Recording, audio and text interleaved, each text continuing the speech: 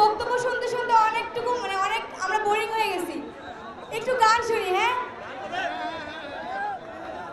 ফুল ফুটেছে আবারও মনে, ফুল ফুটেছে আবারও মনে,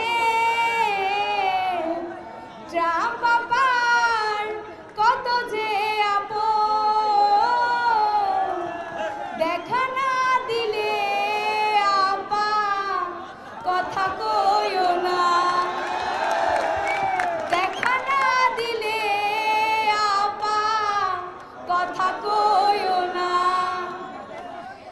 আসলে আপা যদি ওই হিন্দুস্তানে থেকেই আসলে মনের মধ্যে ফুল ফুটায় আর লাড্ডু ফুটায় তাহলে তো লাভ হবে না। আমরা তো চাই আপাকে এই গুলিস্তানে আপা আসুক। আপার যদি সাহস থাকে তাহলে আপা ট্রাম্পকে নিয়ে আসুক গুলিস্তানে। আমরা বলবো যে নূর হোসেনের গণতন্ত্র দিবসকে আপা পুঁজি করে আজকের এই গুলিস্তানে তারা সমাবেশ ডেকেছে। সেই নূর হোসেন কি ছিল, তার বুকে কি লেখা ছিল?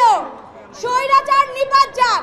যেখানে প্রধানমন্ত্রী শেখ হাসিনা, সাবেক প্রধানমন্ত্রী শেখ হাসিনা নিজেই স্বৈরাচারী ছিল, সে কিভাবে নূর হোসেনকে তার পুঁজি করে এইখানে সমাবেশ ডাকতে পারে?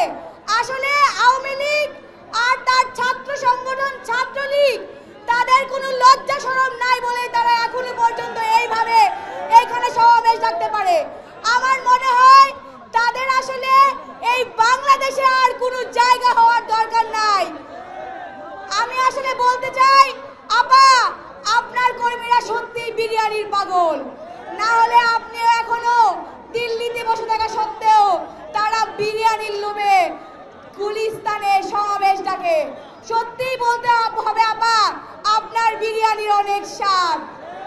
যাই হোক, আপনাদেরকে বলবো আপনারা আমাদের সাথে আছেন, থাকবেন, সবাই একত্রিত হয়ে থাকবেন এবং আমরা বাংলাদেশকে সুন্দরভাবে গড়ে তুলবো ইনশাআল্লাহ।